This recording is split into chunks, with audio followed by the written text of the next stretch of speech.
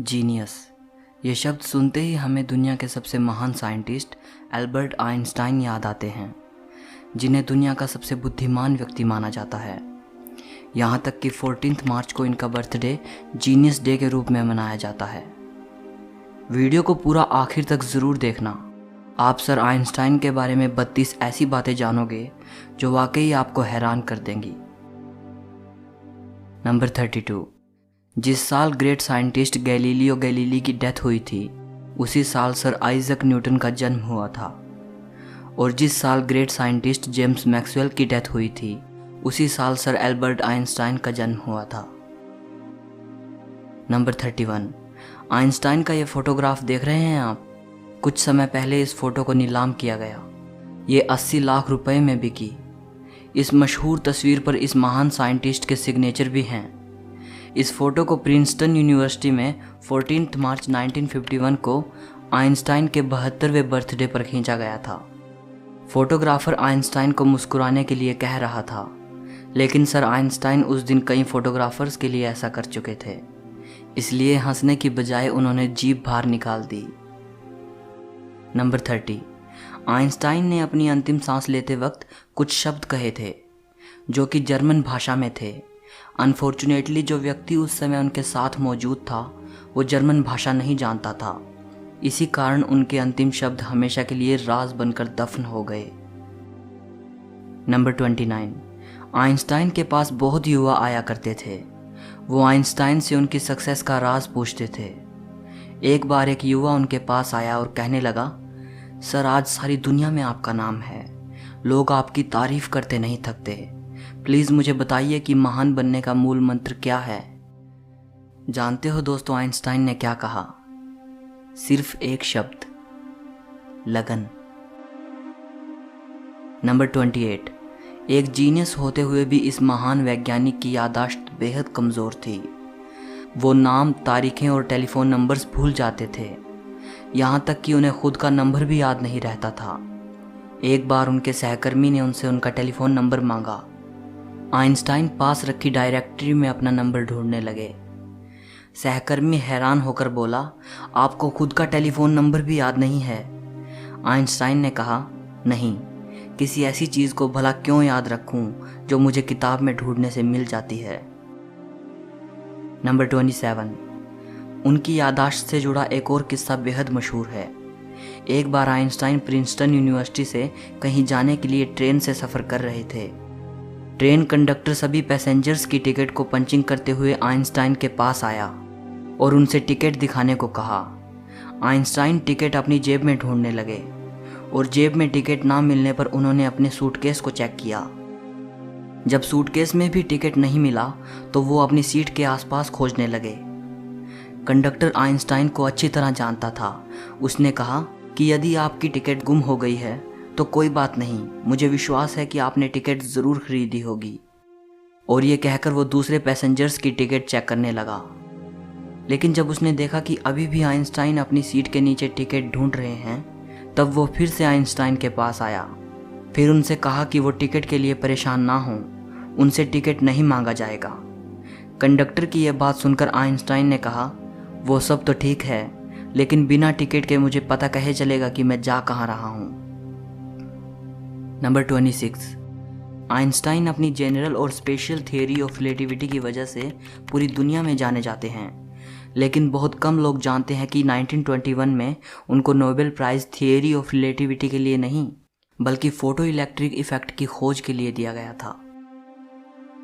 Number 25। Einstein के सिद्धांत बेहद मुश्किल थे। उस समय बहुत कम लोग ऐसे थे जो उनके सिद्धांतों को समझ पाए थे। एक बार किसी ने आइंस्टाइन की पत्नी से पूछा, क्या आप अपने पति की थियोरी को समझती हैं? नहीं, उन्होंने बड़े आदर से जवाब दिया, लेकिन मैं अपने पति को समझती हूँ और उन पर भरोसा किया जा सकता है। नंबर 24। आइंस्टाइन को बाल कटवाना बिल्कुल पसंद नहीं था। उनके बाल हमेशा बिना कंघी किए होते थे। आज आइंस्टाइन का बिना कंघी किया हुआ hair style genius hair style के रूप में देखा जाता है। नंबर 23। इतने बड़े साइंटिस्ट होने के बावजूद भी वे कार चलाना नहीं जानते थे और समुद्री यात्रा उन्हें बहुत पसंद थी, पर तैरना नहीं आता था। नंबर 22, सर आइंस्टाइन को जुराबें पहनना बिल्कुल पसंद नहीं था। एक बार अपने बचपन के बारे में बताते हुए वो बोले, मेरे पैर की उंगलियां इतनी बड़ी थी कि बचपन में हमेशा मेरी जुराबें फट जाया करती थी। मैं इस बात से इतना परेशान रहता था कि मैंने जुराबें पहनना ही छोड़ दी। सर आइंस्टाइन को किसी के भी सामने बहुत अच्छी तरह ड्रेसअप होना पसंद नहीं था, फिर चाहे वे परिचित के बीच में हो या अपरिचित के, उन्हें कोई फर्क नहीं पड़ता था। नंबर 21, बचपन में आइंस्टाइन को मंदबुद्धि लड़का माना जाता था। टीचर ने तो यहाँ तक कह दिया था कि ये लड़का जिंदगी में कुछ नहीं कर पाएगा। वही लड़का बाद में दुनिया का सबसे महान साइंटिस्ट बना। नंबर 20, जैसा कि मैंने बताया कि आइंस्टाइन को मंदबुद्धि कहा जाता था, एक बार आइंस्टाइन के मैथ के प्रोफेसर ने उनको लेजी डॉग कह दिया था। वो पढ़ाई में ज़्यादा अच्छे नहीं थे, लेकिन मैथ ही बचपन से उनका फेवरेट सब्जेक्ट था। नंबर 19, जब वो पैदा हुए थे तो उनका सर बाकी बच्चों के कंपेयर में बहुत ज़्यादा बड़ा था। डॉक्टर्स ने उन्हें मानसिक तौर पर विकलांग कह दिया था। 7 साल का होने से पहले पढ़ना शुरू नहीं किया था। वे हमेशा लड़ते हुए स्कूल जाते थे। नंबर 18, 4 साल की उम्र तक वे कुछ बोल भी नहीं पाते थे। एक बार अपने पेरेंट्स के साथ खाना खाते हुए अचानक वे पहली बार बोले, सूप कितना गर्म है। ये सुनने के बाद उनके पेरेंट्स की हैरानी का ठिकाना ना रहा। नंबर 17, आइंस्टाइन को साइंस में इंटरेस्ट तब हुआ जब वो 5 साल के थे और उनके पिता ने उन्हें एक कंपास ला कर दिया। वे इस बात से हैरान थे कि कौन सी शक्ति नीडल पॉइंट को एक डायरेक्शन में रखती है। बस यहीं से उनके अंदर साइंस को लेकर इंटरेस्ट पैदा हो गया। नंबर 16, अमेरिका की विश्व विख्यात टाइम्स मैगजीन ने 1999 में एल्बर्ट आइंस्टाइन को पर्सन ऑफ द सेंचुरी, 20वीं सदी का सबसे महान व्यक्ति करार दिया था। नंबर 15, साल 1952 में आइंस्टाइन को इजराइल का राष्ट्रपति बनने का ऑफर आया, लेकिन उन्होंने ये कहकर ऑफर के लिए मना कर दिया कि वे पॉलिटिक्स के लिए नहीं बने बल्कि साइंस के लिए बने हैं। नंबर 14, आपका फेवरेट साइंटिस्ट कौन है? शायद आप में से बहुत लोगों के फेवरेट आइंस्टाइन ही हों, बट क्या आप जानते हैं कि आइंस्टाइन के फेवरेट साइंटिस्ट कौन थे? Galileo Galilei. नंबर 13, पशु पक्षियों से उन्हें बेहद लगाव था। घर में उन्होंने एक बिल्ली पाली थी जो बारिश के मौसम में हमेशा उदास रहा करती थी। वे बिल्ली से कहते थे, मैं जानता हूँ कि तुम्हारे साथ गलत हो रहा है, लेकिन मैं ये नहीं जानता कि इस बारिश को कैसे ख़त्म करूँ। नंबर 12, आइंस्टाइन को सिगार पीना बहुत पसंद था। आप उनके कई फोटोग्राफ्स में उन्हें सिगार पीते देख सकते हो। एक बार वे जल यात्रा के दौरान नदी में गिर गए और बाहर निकले तो पूरी तरह भीग चुके थे, लेकिन इस दौरान भी उन्होंने बड़ी हिफाजत से अपनी पाइप को बचाए रखा। नंबर 11, आइंस्टाइन ने परमाणु बम का आविष्कार नहीं किया, लेकिन उसे बनाने में उन्हीं के दिए सूत्रों का अहम रोल था। बाद में उन्हें इस बात का बहुत अफसोस हुआ कि उनके दिए सूत्र पूरी मानवता को खत्म कर सकते हैं। नंबर 10, आइंस्टाइन युद्ध को बेहद खतरनाक मानते थे। एक बार उनसे प्रश्न किया गया कि तीसरा विश्व युद्ध किस तरह के हथियारों से लड़ा जाएगा। इस बारे में उनका जवाब था, यह तो नहीं कहा जा सकता, मगर इतना ज़रूर कह सकता हूँ कि चौथा विश्व युद्ध पत्थरों से लड़ा जाएगा, क्योंकि तीसरे विश्व युद्ध से ये उन्नत सभ्यता नष्ट हो जाएगी और मानव फिर से स्टोन एज में चला जाएगा। नंबर 9, जब लोग आइंस्टाइन से उनकी प्रयोगशाला के बारे में पूछते थे तो वे अपने सर की ओर इशारा करके मुस्कुरा देते थे। एक साइंटिस्ट ने उनसे उनके सबसे ज़रूरी उपकरण के बारे में पूछा तो उन्होंने अपना फाउंटेन पेन दिखाया। उनका दिमाग उनकी प्रयोगशाला थी, उनका फाउंटेन पेन उनका उपकरण था। नंबर 8, पूरे फोकस के साथ काम करने के लिए वो अपने आराम में कोई कसर नहीं छोड़ते थे, इसलिए पूरे 10 घंटे की नींद लिया करते थे ताकि अच्छे से अपना काम कर पाएं। नंबर 7, एल्बर्ट आइंस्टाइन अपने ऑटोग्राफ के लिए $5 लेते थे और स्पीच के लिए $1000 लेते थे और बाद में ये सब चैरिटी में दे देते थे। Number 6, California institute of technology ने एल्बर्ट आइंस्टाइन को एक सेरेमनी में इनवाइट किया था।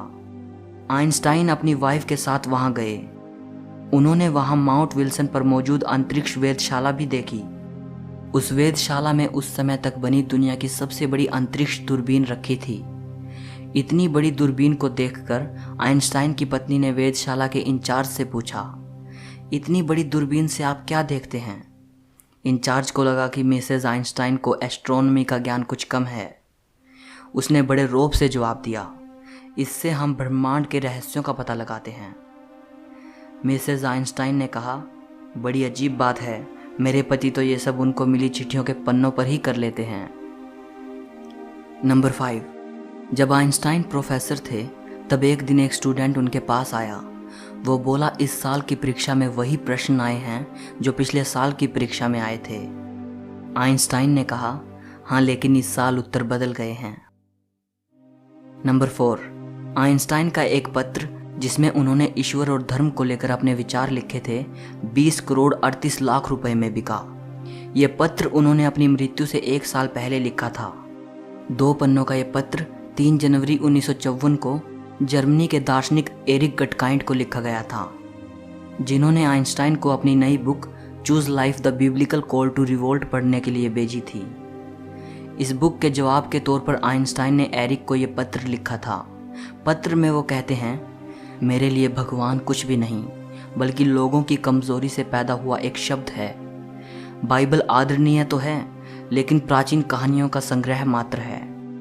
वे आगे लिखते हैं, किसी तरह की व्याख्या चाहे वो कितनी ही रहस्यमयी क्यों ना हो, इस बारे में उनके विचारों को नहीं बदल सकती।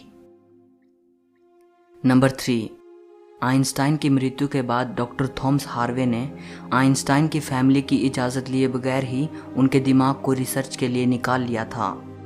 इस हरकत के लिए डॉक्टर हार्वे को नौकरी से निकाल दिया गया, लेकिन उन्होंने कहा कि ऐसा उन्होंने सिर्फ रिसर्च के लिए किया है और वो वादा करते हैं कि आइंस्टाइन के दिमाग पर रिसर्च करेंगे। उनके दिमाग को 20 सालों तक एक जार में रखा गया और उस पर रिसर्च की गई। रिसर्च में पाया गया कि उनके दिमाग में आम इंसान से ज़्यादा सेल्स थे। यही वजह थी कि उनका दिमाग बहुत असाधारण सोचता था। नंबर 2, आइंस्टाइन अगर चाहते तो और भी जी सकते थे। अपने आखिरी समय में जब वो बीमार हुए तो डॉक्टर्स ने उनका ऑपरेशन करना चाहा, तो आइंस्टाइन ने इसके लिए मना कर दिया। उन्होंने कहा, अब ज़िंदगी को मशीनों के सहारे चलाना बेकार है। मैं अपनी ज़िंदगी जी चुका हूँ, आर्टिफिशियल तरीके से जीने में कोई मज़ा नहीं।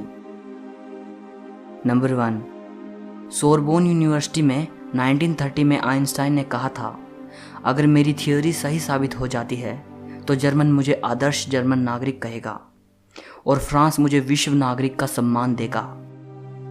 लेकिन अगर गलत साबित होती है तो फ्रांस मुझे जर्मन कहेगा और जर्मन मुझे यहूदी कहेगा। सो इस वीडियो के लिए इतना ही। इस महान वैज्ञानिक की ये बातें अगर आपको पसंद आई हों तो लाइक ज़रूर करना। कमेंट करके मुझे बताइएगा कि आपकी सर एल्बर्ट आइंस्टाइन के बारे में क्या राय है।